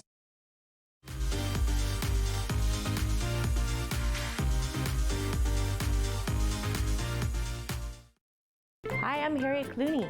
Come check out my show, Scrap Cooking, where I'm going to show you how to use the bits and bobs, the ends, pieces of things that you might otherwise throw in the compost. I'm going to show you how to turn them into something delicious. Bum, bum, bum, bum, bum, bum, bum, bum. $20. $20. We're on the line for $20. It's Godzilla. I like it.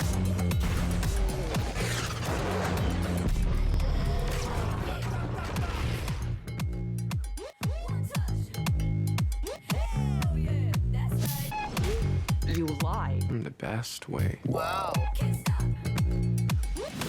Let your fear drive you to be bigger. I like it.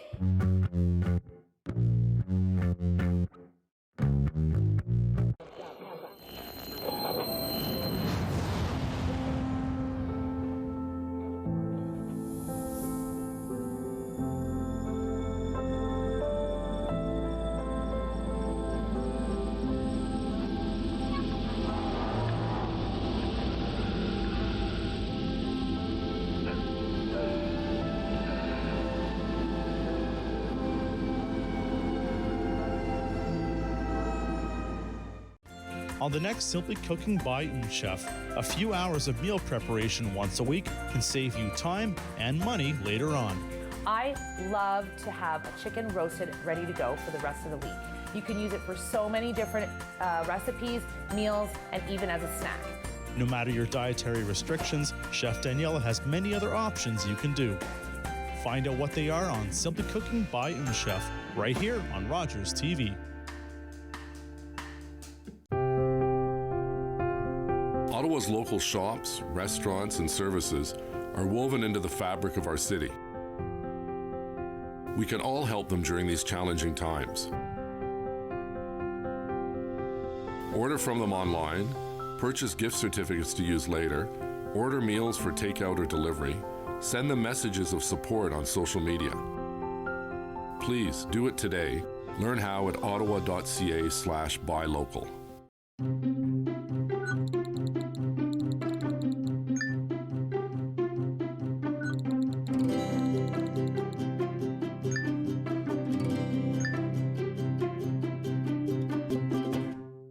Every year, dozens of Canadians are killed or seriously injured because they take risks around railway tracks. Talk to your loved ones about rail safety. Visit stoptracktragedies.ca.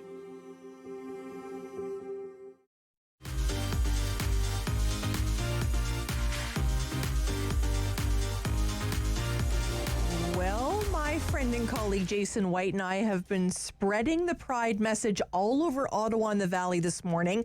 It has been fun so far. A lot of fun, a lot of good topics to talk about, you know, the challenges, the successes, and, you know, one of the things that we've touched on is Pride in the Valley as well. It is Capital Pride, but we're Ottawa and the Valley, and we wanted to bring in our Valley communities as well. And, you know, something we've been seeing a lot in a lot of the smaller villages and towns is rainbow crosswalks. It seems a lot of towns have decided this is a thing they want to do. Arnprior now has its first Rainbow Pride crosswalk, and we want to talk to one of the people who's really instrumental in making that happen. So joining us now on the phone is Sophie Smith-Dore up in Arnprior. Hey, Sophie, happy Pride. Hi, friends. Happy Pride to you, too. Yeah, it's, you know, I imagine it's really gratifying to see that rainbow crosswalk painted on the road in downtown Arnprior. But it wasn't maybe the most direct journey. Perhaps you could tell us a little bit about the challenges you faced in getting that one crosswalk finally installed. How did that go? For sure. Well, our journey actually started 2.5 years ago. My then 12-year-old son had come out as gay. And for us, this was literally done over dinner, no big deal, pass the carrot. It was awesome. And so, but my son decided he wanted to come out at school, and that did not go well because we are a very close sort of community. There's not a lot of, you know, exposure to the city and city events and communities, and we are sort of isolated like any other small comparative town. So it was a really tough go to sort of bring that awareness. And fortunately, I had a really good relationship with my son's then principal at his school. And I joined Peace Flag Canada actually shortly after my son came out as well, and opened up an Arnprior chapter because there just was no pride in the community. We had a Peace Flag chapter in Renfrew and run by Jill Holroyd, who's an incredible human.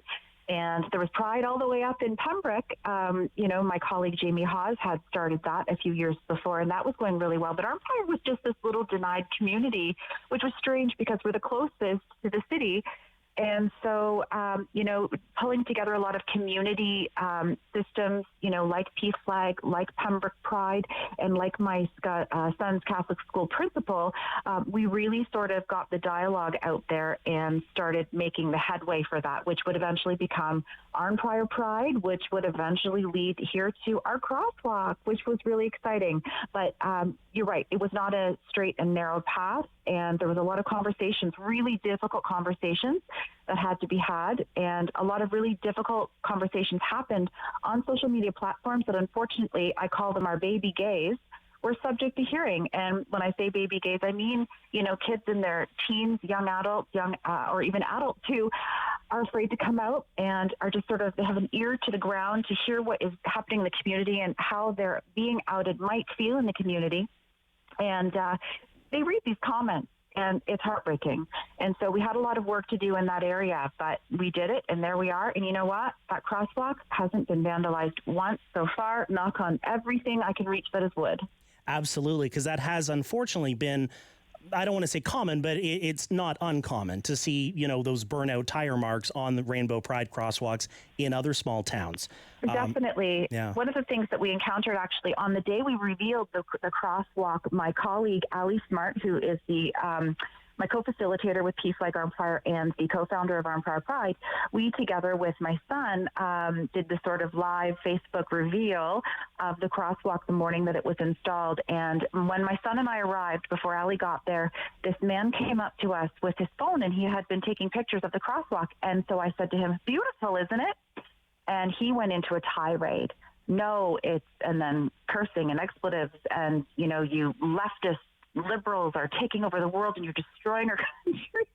And I shouldn't laugh, but I have to, because, the thing that I noticed was that this was an experience. I think that it was the first time I've experienced it firsthand. A lot of this stuff happens on social media, as you can imagine. Yeah. But this was the first time I saw it face to face, and my son witnessed it face to face too.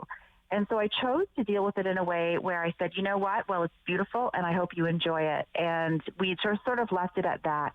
And he cursed his way all the way back to the car and squealed out with his video on his phone, which I don't know the purpose of it was. But in any event, it was just kind of a moment that I know that I'm going to remember forever, and I think that my son will too.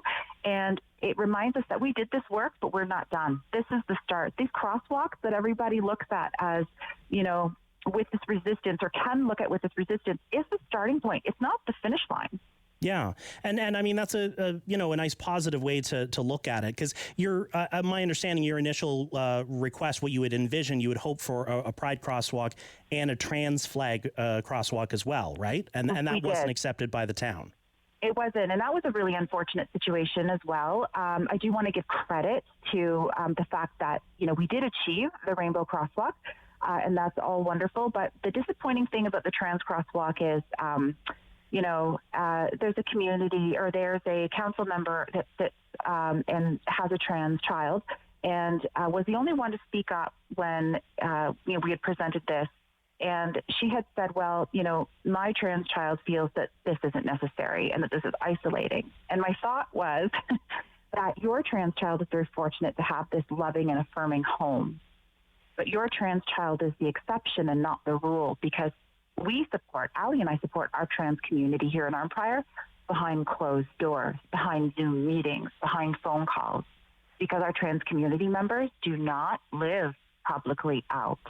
Very, very few of them do, and it's not unusual. So we have a lot more work to do with our trans community, and it would have been just such a beautiful starting point to have that crosswalk there, so we can really start to move the needle on that conversation.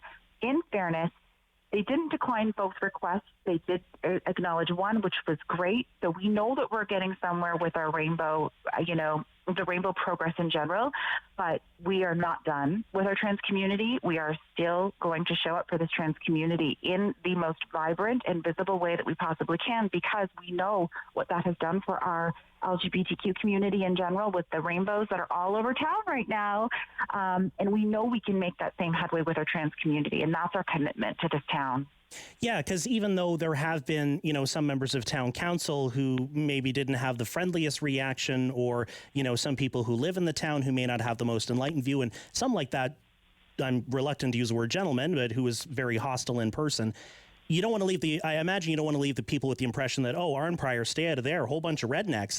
There is support in the town of Armprior as well. You do have allies as well. Our support here is incredible, and that's the biggest thing that I love about this town. So one of the criticisms that I've received in my vocal advocacy is that I'm not from Armprior, and the mayor has even said this. He has even said that, that it's the new voices of Armprior that, don't understand the way Armprior works and shouldn't be pushing so hard. And in my opinion, I look at it this way.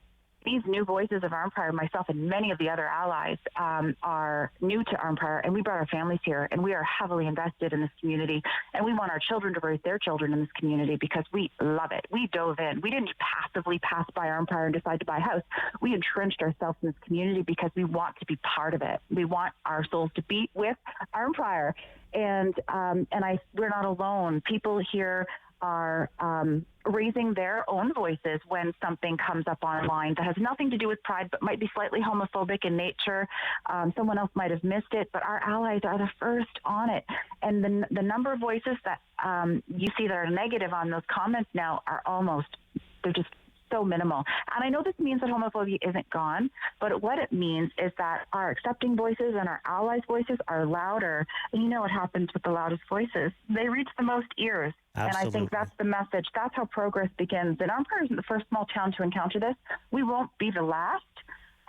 But there are issues, beyond this, right? As we're learning, with our BIPOC community members, we've recently had an issue with racism in town, and our mayor's comments about that. And we are experiencing nationally the call to pay attention to how our Indigenous communities are treated. So the voices are necessary no matter what they're advocating for.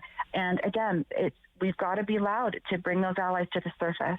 Absolutely. Sophie Smith-Dorey, thank you so much for taking time to share your story with us this morning. Really appreciate it. My pleasure. Happy Pride. Happy Pride, Sophie. And happy Pride to you too as well, Sam. Absolutely. Thank you so much, Jason, for joining me in this special Pride show here on City News. Once again, a big shout out and thank you to Dave Tripp. Enjoy Pride Week, everyone. I'm Sam Laprade, hosting with the incredible Jason White. Stay with us, everyone.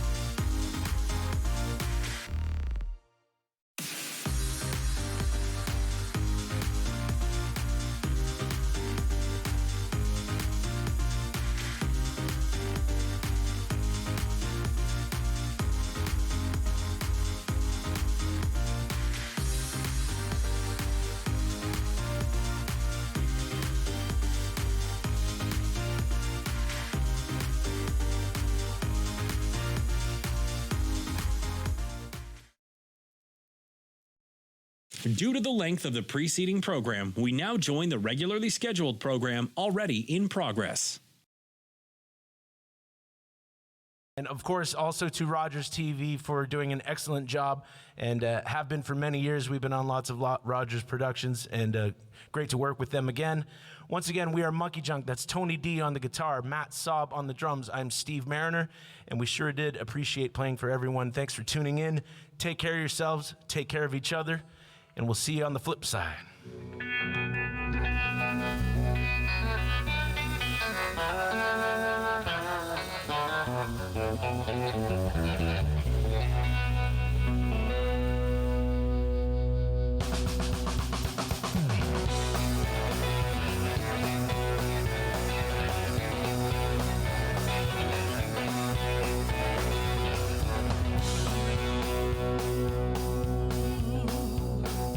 Monday she cried.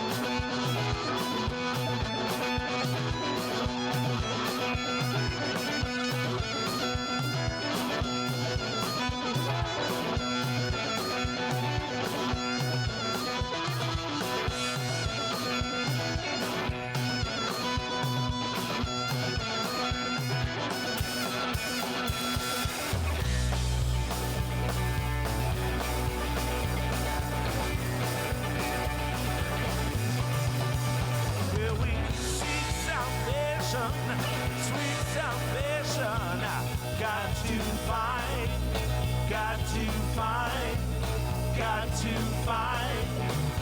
No, we've got to find a way.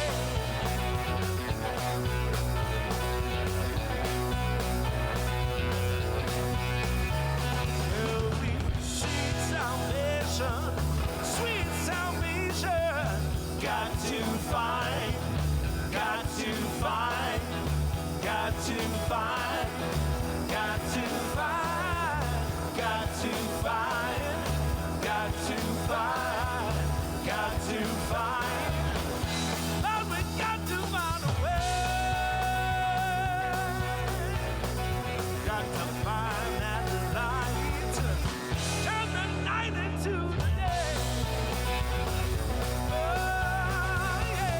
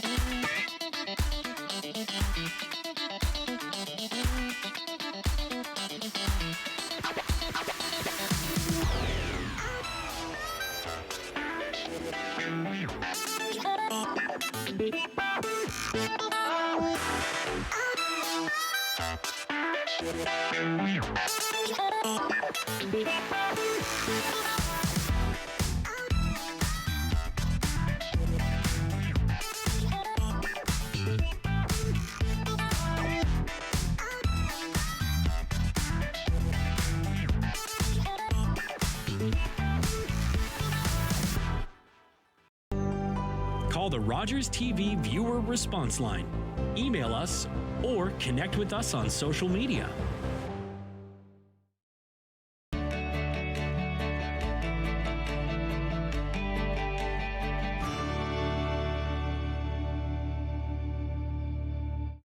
Every year, dozens of Canadians are killed or seriously injured because they take risks around railway tracks.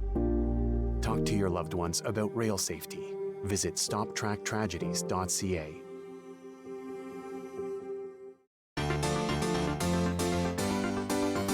What happened last night? I don't know what you're talking about. How did you cut yourself? I wonder how that got there. Brother against brother. This should be interesting. But could you kill him? Not today.